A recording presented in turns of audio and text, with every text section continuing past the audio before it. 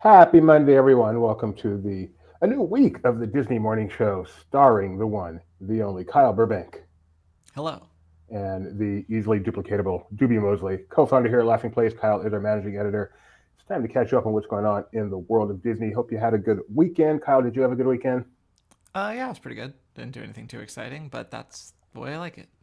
Good. We DTL fans know we did not do trivia Saturday night. I had our my real jobs company Christmas party, which I had a lot of fun at. Man, there was so much food. I cannot believe how much food they had. And then yesterday, I spent the whole day working, which was quite enjoyable. Working in Red Zone is a great combination. Hey, good morning, Rebecca. How you doing? And wife was gone, so I had nothing to divert my attention. I had no guilt in just sitting at a desk working literally from 8 in the morning till 10 at night, which I don't mind at all. Good morning, everyone. Good morning, Geo. Good morning, Caleb. Good morning, Fred. Good morning, StreamYard. Let's get started, Kyle.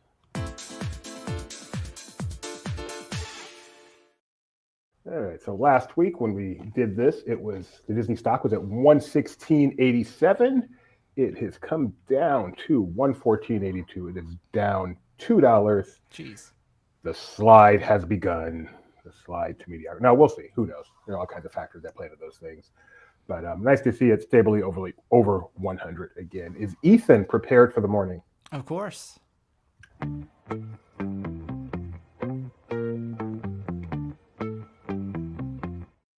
Here he is. Good morning and welcome to another LP Disney Weather Report. Dig if you will the picture of you and I engaged in a kiss. The sweat of your body covers me. Can you, my darling? Can you picture this? Dream, if you can, a courtyard, an ocean of violets in bloom. Animals strike curious poses. They feel the heat between me and you. How can you just leave me standing alone in a world that's so cold? Maybe I'm just too demanding. Maybe I'm just like my father, too bold. Maybe you're just like my mother. She's never satisfied. Why do we scream at each other? This is what it sounds like when doves cry. Let's get to the weather. Anaheim will hit 67 today with sunshine-filled skies. Walt Disney World is warmer than it has been as of late, making it to a high of 79 today. Castaway Cay is also warmer today, sticking at 76. Lookout Cay at Lighthouse Point will again be around 77 degrees throughout the day. Disneyland Paris is rainy today with windy conditions as well. This is making the 39-degree weather feel literally freezing. Tokyo will be sunny tomorrow but only reach 55 degrees in the day with an evening low of 45. Shanghai will start the day with cloudy skies tomorrow and rain is expected to move in during the late afternoon into the evening. This will keep the high down to just 51. Finally, Hong Kong will break 70 tomorrow and be partly cloudy throughout the day. And that will do it for another Disney weather update. Have a great day and I'll see you soon. Bye for now.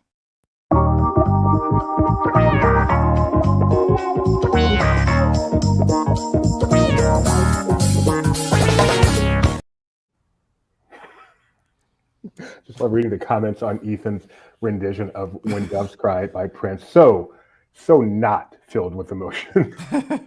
I appreciated the pause where it says, this is what it sounds like when doves cry. At least he had that. At least he didn't just run it all in one sentence. So now, because of last week, whenever a song starts, I'm just, is this a song that's going to have like a whoa, whoa, whoa, whoa in it? Because no one whoa, whoas like Ethan does. Yeah. All right. Thank you for the update. Let's get started. Ethan, of course, mentioned the weather in Orlando and Disney's private islands. And, well, we've got some news that relates to that. Our boys, Alex, Benji, and Jeremiah are on the Disney Treasure right now. The beautiful Disney Treasure as it prepares for, I believe this is its first media cruise. I know they've done a media tour and they've done some cast cruises, but I believe this is the first media cruise. And so they will be live blogging that, tweeting out as the day and days ahead what they discover. For example, they made the discovery, which this is just hilarious. This is like their first actual tweet from on board the ship. For Disney Plan users, Disney Band Plus users, the ship only has USB-C outlets, not USB. Dang it, it doesn't have the right outlets for charging your Disney Band Plus. And Disney Band Plus are actually used on the ship too for like getting, you don't have to, but you can use them for getting in the room and they have some interaction. But if you want to charge them, you have to bring your own adapter because they only have USB-C chargers, and that Plus still uses the old A, which can't be long for this world. But right now, we are in that transition period. where C is definitely the dominant, and it's now you're happy when you see a place that has C and A, but now hey, we don't need the A. Let's just go straight with the C. After all, we're on the C, and of course, some Disney stuff still has A. And Rebecca started laughing so hard. Schnebby, you don't have to like pick on me like that. So stay tuned to that live blog all day, as they will be. And with our help, I'm guessing. Well, we'll do the best we can. You never know. Once the ship leaves, it gets spotty. But hopefully, throughout the day and evening, we will have lots of live blogging going on from the Disney Treasures First Media Crew. It's very, very, very exciting. There's 3 of them. As long as the internet's good, they should be fine. That's why there was a tweet from last night to charge up. Yes, I guess that would be why. That is hilarious. But bring your own charger. You can bring your own charger, of course. All right, what's next? Or just bring the block from like an iPhone that has the USB-A connector, and you plug it into a regular outlet. I have 2 bricks that I bring with me everywhere, and they include the smartest thing I ever did. I'm going to show you. Kyle, entertain the people. Unsolicited plug. I'm not even going to show the brand, but the smartest thing I ever did, and I have a life full of smart things, was buy this brick, whose brand I'm going to cover, that comes with the cables. I no longer worry about carrying charging cables. It's got the A. It's got I think this old Apple thing, Lightning, I think it's called. It's got the C. Yep. And it saved me when I was like, well, Doobie's not going to have a Lightning cable because he's an Android guy. And he's like, oh, you want to bet? And pulled it out when we were it's the maximum you can take on a plane. And any one of these is both the Innie and Audi. I can plug it into an A charger. I can plug it into a C charger. It can charge while it goes. It also has ports if you need even more. So this little thing, probably what, $25 maybe? Oh, what a great purchase. What a great purchase. All right, moving right along. Tiana's Bayou adventure over at Disneyland has had the world's shortest virtual queue. Have we confirmed this? Have we confirmed that it's the shortest? Yes. No. Okay. We think it's the shortest. I shouldn't say we. I think it's the shortest. I do not know for sure. I know it still has it over in Florida. Depends on if you count, though. They did a test, remember, at Blizzard Beach of virtual queue before they even launched real virtual queues. Like, if you count that. I do not count that. Anyway, on December 10th, which is tomorrow, the virtual queue will be bye-bye. You will just have a normal standby line. You will also have Lightning Lane Multipass and Lightning Lane Premier Pass, which means pay as you go, or buy the package and you get once each attraction. Well, both are packages. Premier Pass? Well, Premier Pass. Sorry, I'm confusing Premier Pass with too many options. All right, so describe Premier Pass real quick. Premier Pass is the one that you pay an exorbitant amount for, and then you get immediate entry to all Lightning Lane attractions. Like, you don't have to choose a time. Multipass is what was called Genie Plus, where you make a reservation for a certain time. And that includes a lot of attractions, but not the individual Lightning Lane, which I think is now called Lightning Lane Single Pass. And that's like, I think Radiator Springs Racers is still on there, and Rise of the Resistance. So I was confusing Premier Pass with Single Pass, which is such a rookie mistake. So I apologize. I'm very glad you corrected me on that. It is not Single Pass. It is Multi-Pass and Premier Pass, but no longer virtual queue as of tomorrow. Attraction opened November 15th. Disney World's attraction, which opened much sooner, will continue to have its virtual queue. You know what this means, Doobie? Southern Californians are afraid of cold. I think that's probably why. It's winter. That's probably why. Even though this is a new attraction, it's not necessarily one that everyone's going to want to ride. So, fun fact: today is I work in a typical corporate office building, and today is holiday celebration day, where you go down and get free food. Basically, here's my coffee cake, which is for later. I already had my breakfast food. But I talked to someone down there who works at the building, and they were wearing a Disney shirt. Oh, nice shirt. Oh, yeah, I just went to Disneyland this week. Really? Did you get to write Tiana's Bayou Adventure? Do you want my honest answer? Not about, yes, they write it. Do you like it? Do you want my honest answer? I'm like, of course I want your honest answer. Like, it was okay. I was expecting more of the story, like the whole love story and the frog thing. And so I've heard a lot of complaints about Tiana's Bayou Adventure, but this is the first time I've heard it doesn't tell the story of the movie complaint. So just one more thing to chalk up there. But she did like it overall, just disappointed that she didn't get the story. Apparently she didn't read about the salt mines and all that stuff. Okay. You didn't tell her? You work with this lady? You didn't tell her? I don't work with her. She manages the building I work in. So dumb question. Perhaps how many has Disneyland been imposing VQs versus at the World? It's not a dumb question, but it's worded pretty weirdly, Schnebs, since you picked on me earlier. There are more at Disney World, right? I think by virtue of the fact that they have far more attractions. Yeah. Geo thinks the only virtual queue right now at Disneyland is World of Color, and I think you're right on that. And that even Yeah, that 'cause they got rid of Mansion. yeah. And while yes, it's a virtual queue, it's not the only way to experience it like other attractions. So even that's really a different story. Okay, Kyle, you're next. Yeah, so Disney Parks blog revealed some new collections of merchandise that are going to be coming out next year. One of them is called Disney Mini Mix-Its. These are pint-sized plushies that come with removable hats. Very kawaii. Looks like another thing probably imported from Japan that will be popular for a few months, then burn out like most of these things do. Ditto for that for the Disney. Sorry, I guess you need the. Here, I'll do it to myself.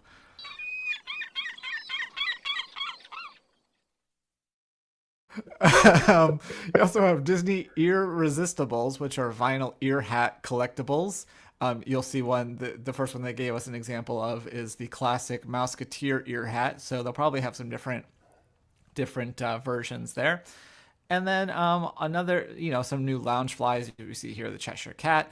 And then perhaps one of the most interesting to me is the Winnie the Pooh is getting a pin a month series in 2025. So I like Winnie the Pooh. I think that's pretty cool. I probably not going to buy 12 pins for Winnie the Pooh, but I appreciate this idea. They are not Nuimo and they're not people size hats. It would have been nice if they made them Nuimo size, but they didn't. All right. Also on the merchandise front, there is some merchandise at Tower of Terror that is interesting. So this is merchandise that is clearly for the Tower of Terror, but does not feature any trademark terms or the actual attraction as was written in our article. It seems like something you might find on Etsy, but it's for sale in the shop. It features generic descriptions about haunted elevators, the fictional Lucky 13 elevator company, no reference to the actual attraction. I can't think of anything like this ever being sold inside the park. They really don't want to pay CBS. Yeah, I mean, there is the thing with, obviously, they don't own Twilight Zone, but they've done tons of Tower of Terror merchandise in the past that didn't necessarily say Twilight Zone on it. So, it's just interesting.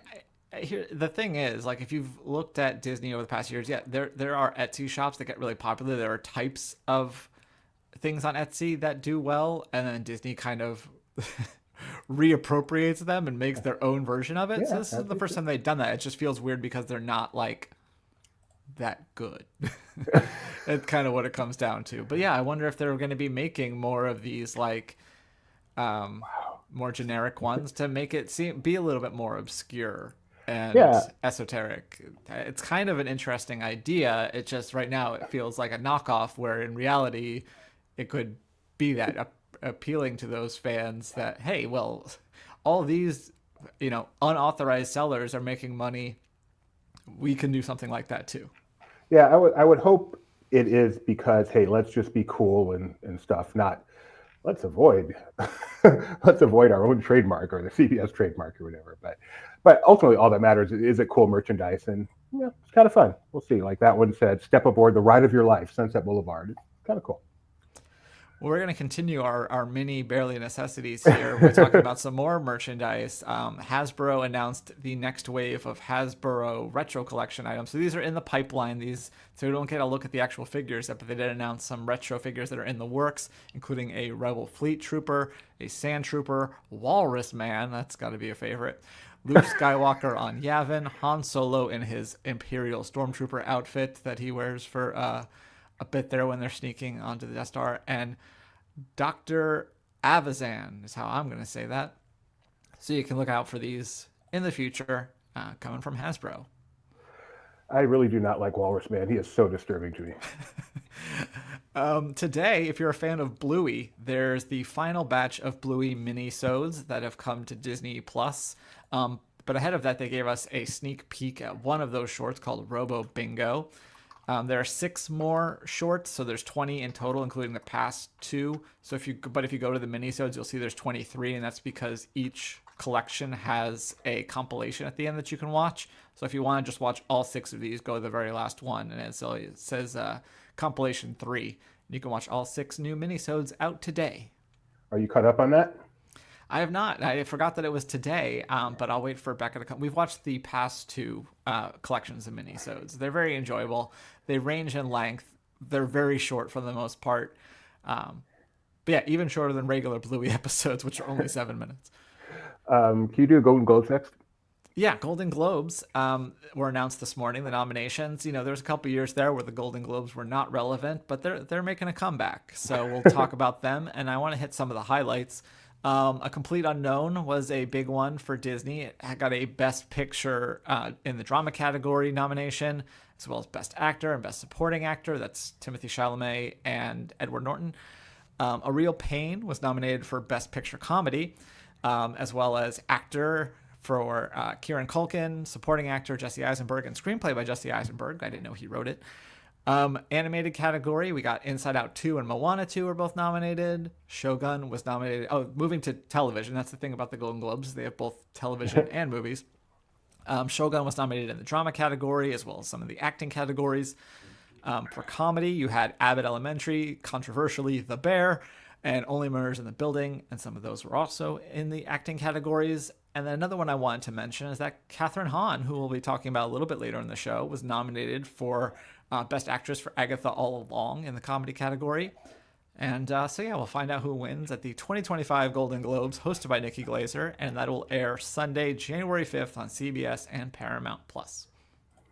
Congratulations, Disney.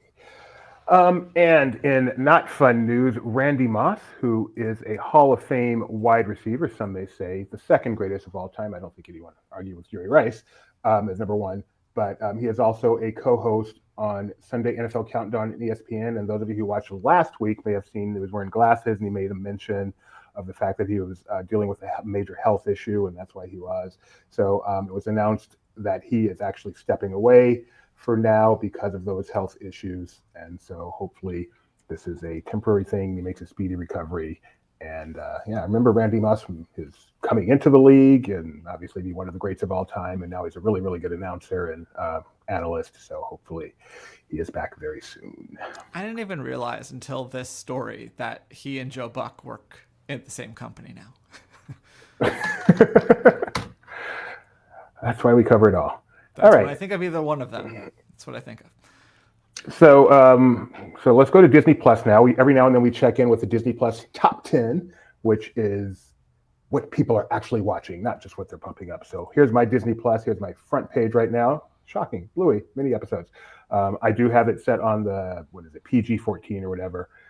So just so you know, you're not going to see Wolverine and Deadpool here, or whatever they're calling it now. So here's our top 10 today. In the USA, Home Alone, perfect Christmas movie, Moana. Of course, people getting ready for Moana 2. Home Alone 2, people want to look back at Donald Trump's filmography. Skeleton Crew, which of course launched last week and is coming up again. Elf, another great Christmas movie. I assume I haven't seen it. More Christmas, Santa Claus, Polar Express, Santa Claus 2, and then for some reason, both versions of The Lion King. Maybe Mufasa's coming up soon, and people. That would be why. So yeah, this is a very logical top 10. I kind of like this. I will say I watched the Santa Claus over the weekend, and you can hear me talk about it on the next episode of Disney Coast to Coast, my final episode of Disney Coast to Coast coming out on Wednesday. Why is it your final? Because he's making some changes to the podcast, so we're not going to do the House of Mouse headlines anymore. So this is my You still could come back someday. You could be a guest someday. I could. I probably will, but this is my last regular episode of that. So of these 10 movies, if you had to watch one today, what would it be? It has to be in one of the movies because there's also a TV show in there at least. Or the TV show. Well, I watched Skeleton Crew over the weekend as well. If I had to watch one of them, it's been a while since I've seen Elf. Maybe I'd watch Elf. I've never seen Elf. I might check that out too. Directed by Disney legend Jon Favreau. Then it's probably pretty good. My favorite part of Elf, from what I have seen, is the behind the scenes of how they film one of the scenes where it has to do with the sizing and camera angle and all that stuff. It's kind of cool. You can describe that better than me. You're in the biz. The biz. And I've had my share of bad reviews. I still remember my first good one, though. Everything else in this production of Our Town was simply terrible. Joey Tribbiani was abysmal. Cracks me up every time. Fred just rewatched Elf yesterday. Before we get to the reviews, I see there's a conversation going here with Jacob talking about after-hours events and such, and how Disney World doesn't do as many as Disneyland, like Oogie Boogie Bash. And actually, Disney World does do. I'm just kind of waiting in the chat, so I'm not sure that's what he said. But I think they both do a lot. Disneyland has started doing Disney specifically called After Hours, and yes, there are a ton of those. But Disney World has the Very Merry Christmas Party. They do a lot of those. They do Mickey's Halloween. Nope, they don't. They do Not So Scary Halloween Party. They also do some after hours event. Oh, and they do the what's the one at Hollywood Studios called? Just Jollywood Nights. Yes.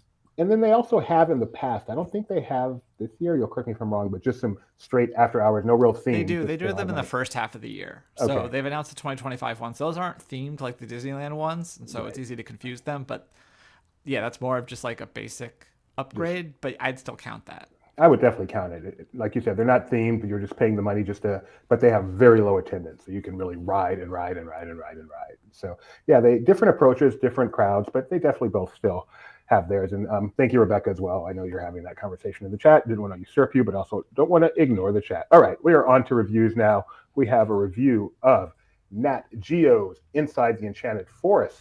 This was reviewed by Maxon Faber.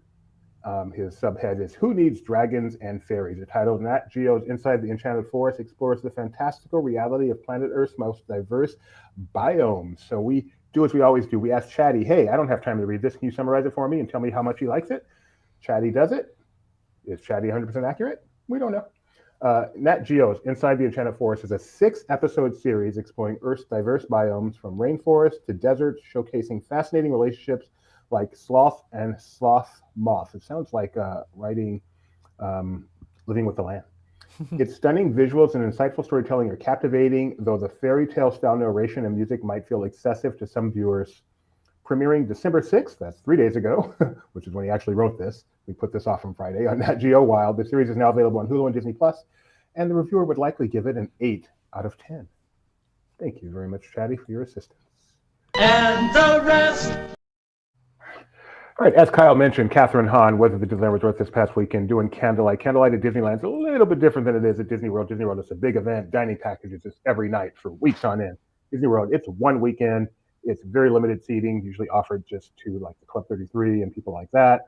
But you can still watch it from beyond that. And Catherine Hahn, who is Globe.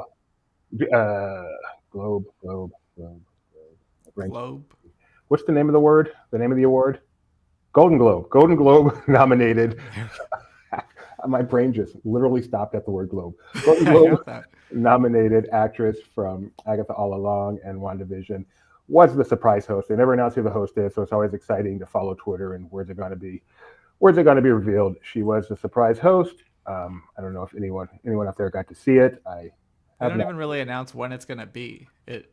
Right. Some people know, but yeah, it's always that tends to get out a little bit if you really are paying attention. But there's definitely no announcement. Obviously, when you get to the park, you know, because it's all cordoned off and they have to have the tree and everything. There was one year where they did try to make it like Walt Disney World's, where you could buy tickets. They did it for like a month, and then they did it one year. It must not have gone terribly well, and now it's back to its like kind of semi-secretive version.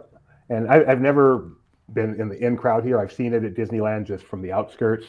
I love Candlelight at Disney World, but seeing it in its original location, you can see how they stage it here, especially with those trumpeters on top of the train station. I know this is a magical way to see it. It's just a shame that there's no real viewing for it, but it is really a magical way for it to happen.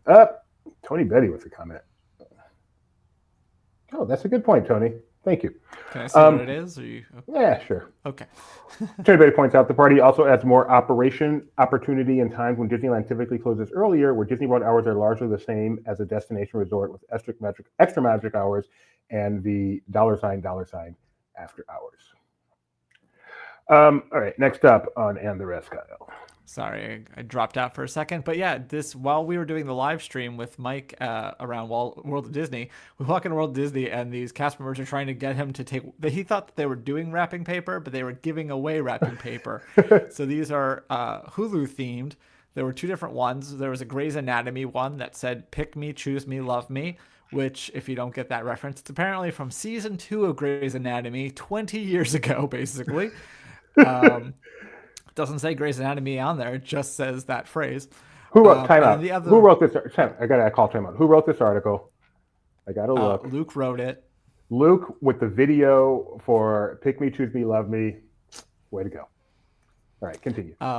The other option was The Only Murders in the Building, which is kind of like the title sequence with the different colorful buildings.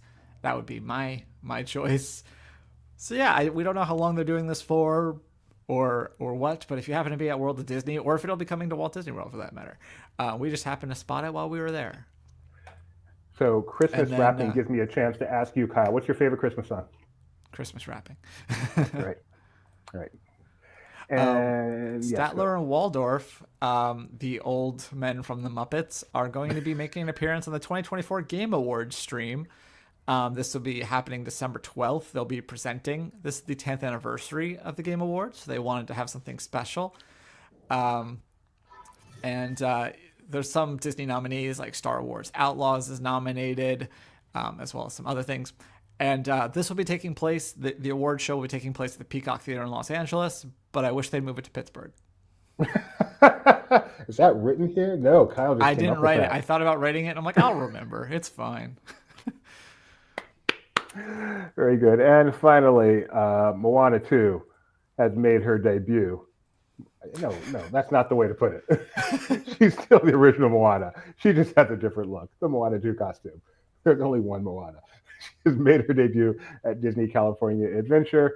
We've got a nice picture tour of it, which is nice because I'm glad when you have more than just a character. It's actually a really, really great queue as well.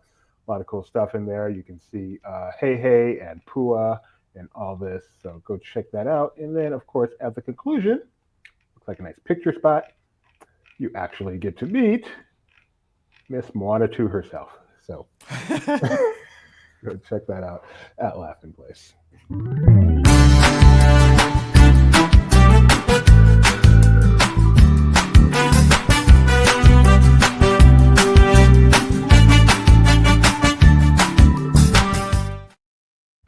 Lots.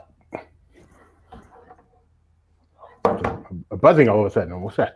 A lot going on here at Laughing Place. We already told you about the live blog of the Disney Treasure. We have an article from Gavin Doyle, one of our regular contributors. 5 Disneyland events in 2025 we're looking forward to the most. I'm going to look at these real quick. I haven't actually checked out this article, so let's go through and just give me. Oh, what? Have you read this article, Kyle? Yes. Okay. Can you pull it up? Okay. Here, I'll give you a link here, an ad-free link. We'll do something we've never done here before. Probably not worth the time to do it, but we're going to do it anyway. We'll make your heart out, don't worry. I want to do a blind ranking of the 5 items as they come up. Okay. I never understood the purpose of blind rankings, but I'm going to try one. Maybe I'll change my mind. You're probably going to see... Oh, no, you don't see the first one. Okay. So blind ranking is he's going to give them to me one at a time. I'm going to rank them 1 to 5, even though I don't know what else is coming up. Okay, so you want me to tell you what the 5 are then? No, I want you to tell me one at a time, and then I'll have to rank it without knowing what the rest are. Okay. Sweetheart's Night. Sweetheart's Night is number 3. Okay. Oogie Boogie. Oogie Boogie is number 4. 90s Night. Disneyland After Dark 90s Night. 90s Night is number 2. 70th Anniversary Celebration. That is number 1. Food and Wine. Number 5. I am so comfortable with my ranking. I nailed that. That is exactly how I would have ranked them if it wasn't blind. Okay. Still don't know the purpose of those, but there you go. Also, around LP, we are plugging the live blog that is coming at 10:30, which is the reason why Kyle has a heart out today, I'm guessing. Yep. Hugh Johnson, the CFO, is going to be speaking at the UBS Global Media and Communications Conference. There we go. So I'll be listening to him speak and letting you know if anything of interest is said. It's hit or miss, honestly, but be sure to check out the live blog because I'll highlight it all for you. And and again, the live blog of the Treasure, and I guess that's it for this segment. Sounds good. I got to get back to my thing.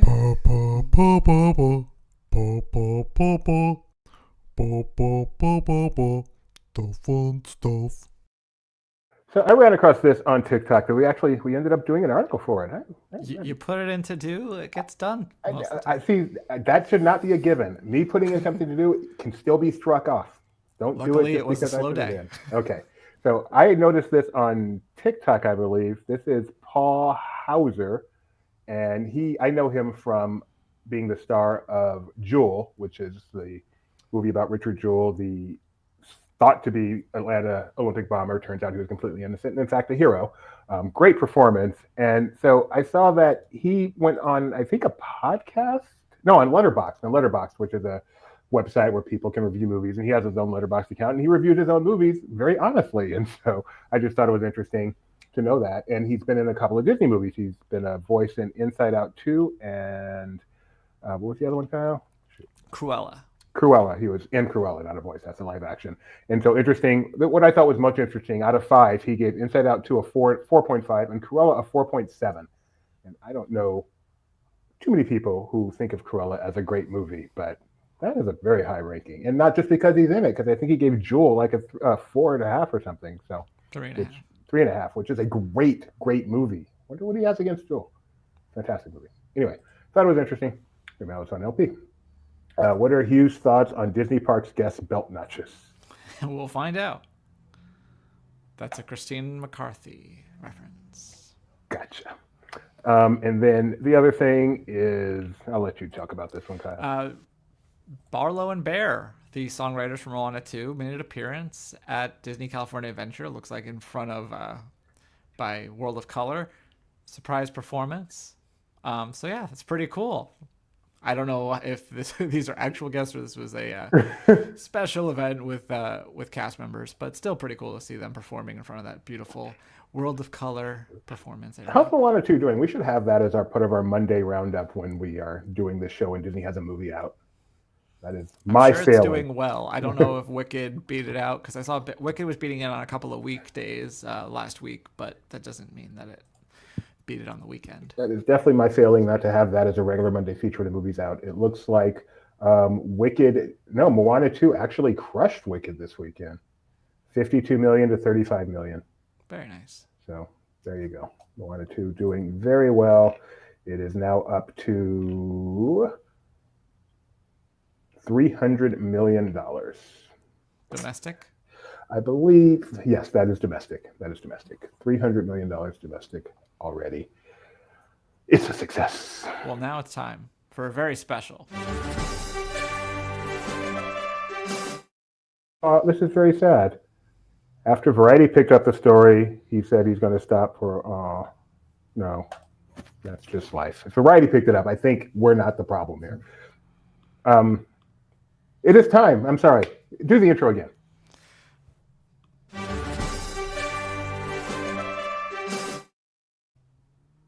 So normally, Doobie quizzes me about this day in Disney history, but because I made the outline this time, I get to quiz him. And as I already let you know, there's quite a few birthdays today that you're going to have to navigate, but we have several items. Are you ready to play? I am ready to show off my lack of Disney knowledge. All right. Well, on this day in 1916, someone was born. Really? Yep. They are in 20,000 Leagues Under the Sea. They are in Tough Guys, which was a Touchstone film, and his son is in the Marvel Cinematic Universe. Do you know who that could be? Kirk Douglas. That is indeed Kirk Douglas. Kirk Douglas. Born on this day in 1916. I say Kirk Douglas because I don't know if it's T or K, so I just kind of lay off that last letter. That's smart. On this day in 1928, someone was born. He was in several Disney movies. I know how silly I sound when I say that. Several Disney movies that I've heard of. Strongest Man in the World, Gus, Freaky Friday, The Shaggy DA, and as I know, as someone who's been watching Growing Pains for the past couple months, he once played a racist convenience store manager on Growing Pains. Fred McMurray? No. I'm out of guesses. Dick Van Patten. 8 is enough. How could you not mention 8 is enough? Is that a Disney show? It should be. No. It should be? I should have gotten that. I certainly know him from his old Disney movies. I should have gotten that. I did not know the Growing Pains, though. Now I need to go check out those episodes. Next up, 1934, someone was born. They are a voice in Home on the Range, which was news to me because I've never seen that movie and had no idea that this person was in it. But more importantly, they are a voice on a classic Epcot attraction currently running in its current incarnation. They are a voice still, so the voice is still there. Yes. Oh man. Epcot attraction. Epcot Voice attraction. Unchanged. Not unchanged, just currently running. The attraction is classic. Okay, so okay. Judi Dench. That is Dame. How could I Judi leave off the Dame? I'm so sorry. Dame. Okay. Yep. On this day in 1957, somebody else was born. This is the penultimate birthday. Their credits for Disney include Mulan, Broadway's Beauty and the Beast, and his son recently appeared on ABC. Mulan. I only know one male in Mulan, so if it's not Eddie Murphy, I have no idea. Wow. There's another one. Son appeared on an ABC game show, perhaps. Maybe nobody could guess who he was. Oh my goodness. Donny Osmond. That is Donny Osmond. There he is as Gaston. Still one of my proudest moments. That's Donny Osmond's son. Day one. First time I saw him. Next up, this is our last birthday. On this day in 1960, he is one of the creators of Phineas and Ferb, so you have a 50-50 shot of getting this correct. Dan Povenmire. Nope, the other one. Oh, don't know. Jeff Swampy Marsh. Oh man, I know Swampy Marsh. I've even met him. That's embarrassing. All right. Well, now we get some other stuff. I did okay. On this day in 1985, a company that was not part of Disney then, but is now and is a part of Disney, was incorporated. Can you guess what company that is? Probably ESPN. Nope. Club Penguin? No. Still a big part of Disney. Merrimack? No, I don't know. The answer is Pixar. That's embarrassing. I bet Yeah. Tony knew that one. This day in 1985, they were incorporated. Pretty cool. The next one is, this is hard to have you guess, but I'm going to try. 1992, Disney was approved to do something for an expansion of some sort. They were approved for an expansion. Doesn't have anything to do with the parks, but they got to, this thing is still around. They don't own it anymore. Celebration? No. Sorry. 1992, they were awarded the Mighty Ducks, the Anaheim Mighty Ducks, or the Mighty Ducks of Anaheim for some reason. Did themselves of that, but yes. Yes. Next, this day in 2002, a classic, much beloved stage show opened on the West Coast. 2002.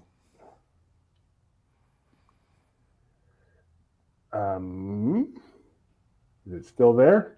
No. But it didn't close that long. It probably was a long time ago now. It's probably longer than I thought. You have seen this show for sure. Wow. It performed at Disney's California Adventure. Okay, that helps a lot.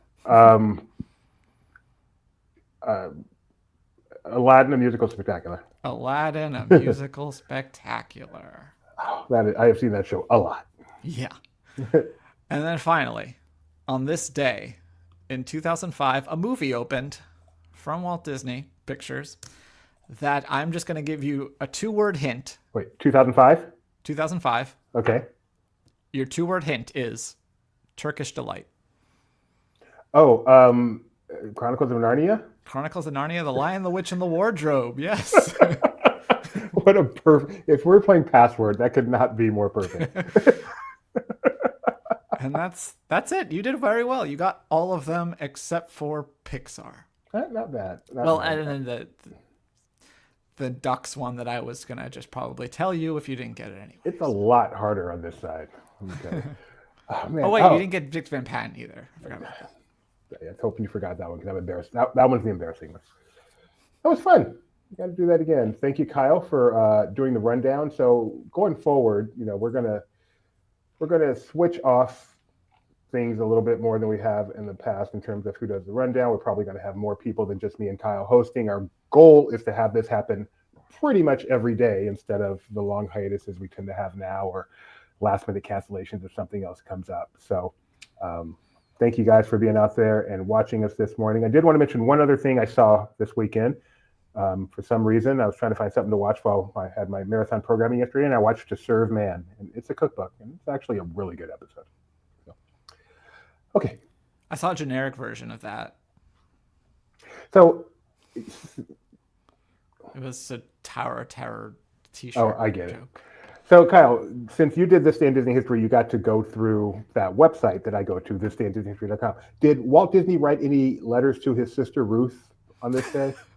I don't know, but as Tony points out, they moved into their current building in 1992. But I skipped over that because, as you see, there was several things to talk And about. thank you for that reminder, Geo. Simpsons football tonight. My Dallas Cowboys versus some other team. Max Cincinnati Bengals. They can jump Bengals. over 20 feet. Two very disappointing teams who would have been flexed out if not for the Simpsons promotion. Are there any playoff implications from this game, Doofy? I think there's draft implications from this game, which is the exact opposite of playoff implications. Nah, you can't all clinch your division for the 9th straight year. Oh my goodness. With a cumulative win-loss plus minus of like 12 somehow. It's amazing. Chiefs are disappointing at 12-1. It's the sad line. You are one blowout loss away from having a negative point differential on the season, despite your. It's happened 12-1 before. record. It happened to the Vikings a few years ago, where they had like a very good record, but negative point differential somehow. Crazy. So we will catch up in all likelihood on our football picks for the weekend tomorrow, and remember to join me for that live blog in about 18 minutes. 18 minutes. All right. And of course, our Treasure Live blog all day. Thanks for joining us. Be back tomorrow. Bye.